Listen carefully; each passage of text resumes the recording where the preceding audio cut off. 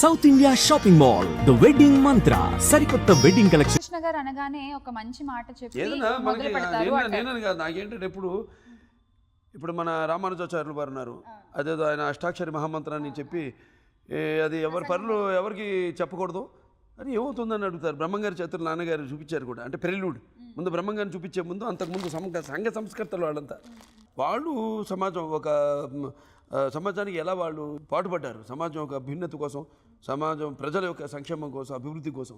అలా చూస్తే మరి ఆయన నా ఓం నమో నారాయణాయ అని అష్టాక్షరి మహామంత్రం ఆయన అడుగుతాడు. ఆయన బాబు ఏమవుతుంది గురుగారు అంటే, చెప్పినవాడు నరకానికి వెళ్తాడు, విన్నవాళ్ళేమో స్వర్గానికి వెళ్తారు.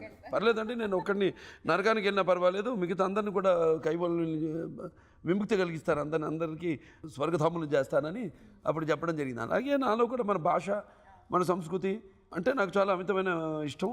అలాగే నాకే కాదు, అదే 10 మందికి పంచుకుంటే ఇప్పుడు తరాలు ఎలా ఈ దైనందిన కార్యకలాపాల్లో పడిపోయి ఎలాగైతే మన ఇవన్నీ కొంచెం మర్చిపోతున్నారు ఈ చదువు ఒత్తిడి వల్ల, ఈ పనుల ఒత్తిడి వల్ల. సో అది అందరూ తెలుసుకోవాలన్నది నా తాపత్రయం. సో ఇవాళ ఈ ఇంటర్వ్యూని కూడా మంచి సుభాషితంతో మొదలు పెడదాము. బాలకృష్ణ గారు ఇవాళ ఏ మంచి మాట చెప్తారో విందాం. ఒక మంచి సుభాషితంతో మొదలు పెడతాం. శుచిత్వం మాతృరూపేణ పితృరూపేణ సుజమాన్ ఉదారో వంశరూపేణ ఆత్మ పుణ్యస్తు భాగ్యమాన్ అని. అంటే ఒక తల్లి వలన అతనికి శారీరక మానసిక శుభ్రత కలుగుతుంది అతనికి. అలాగే ఒక తండ్రి భావుకత కూడా కలుగుతుంది. అలాగే ఒక తండ్రి సంస్కారం వలన అతనికి జ్ఞానము ధర్మ విచక్షణ అతనికి అబ్బుతుంది. అలాగే తను పుట్టిన వంశం యొక్క లక్షణం వలన అతనికి పరిపాలనా దక్షత, సంస్కారము, అలాగే దర్పము మొదలగునవి అవన్నీ అతనికి అబ్బుతాయి. కానీ ఐశ్వర్య భోగ భాగ్యాది సంపత్తి, అలాగే పేరు ప్రతిష్టలు మాత్రం అతను చేసుకునే పుణ్య ఫలము వలన అతనికి కలుగును. కాబట్టి ఎవరో ఏదో కొందరు అంటారే, అది కూడా దూరంగా కనబడే లంకలన్నీ మావేనండి, కానీ ఇక్కడి నుంచి బండి వెళ్ళదండి, గింజ రాదండి అంటారు.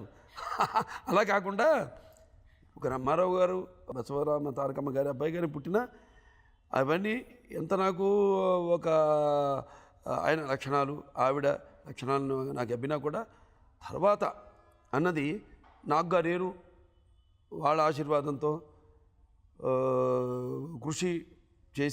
కృషిపడి అలాగే కష్టపడి ఒక తెలుగువారికి ఏదైతే నాన్నగారు కొత్తదనం ఇప్పుడు ఇవ్వాలని ఆరాటపడేవారో అదే ఆరాటంతో ఎప్పుడు అలమటిస్తూ ఉంటాను. కాబట్టి ఇవాళ ఏదున్నా నేను ఇవాళ ఇది ఆ నాన్నగారు పెట్టిన భిక్షే, నేను చేసిన ఎన్నో ప్రయత్నాలు ఆదరించి నన్ను ఈ స్థాయికి తీసుకొచ్చిన ఫలితమే అని నేను అనుకుంటున్నాను. మామూలుగా చెప్తూ ఉంటారు కదా సార్, ఎంత గొప్పగా ఎదిగినా, ఎంత మంచి ఉన్నత స్థానంలో ఉన్నా తల్లిదండ్రుల్ని మర్చిపోకూడదు అని. దానికి నిలువెత్తు సాక్ష్యం బాలకృష్ణ గారిని చూపించచ్చు. ఎక్కడ మాట్లాడండి, ఏది చేయండి, నాన్నగారు అనందే ఆయన అసలు మాట పూర్తి అవ్వదు, ఆయన పని ముందుకు జరగదు, అడుగు ముందుకు పడదు. అంతేనా సార్?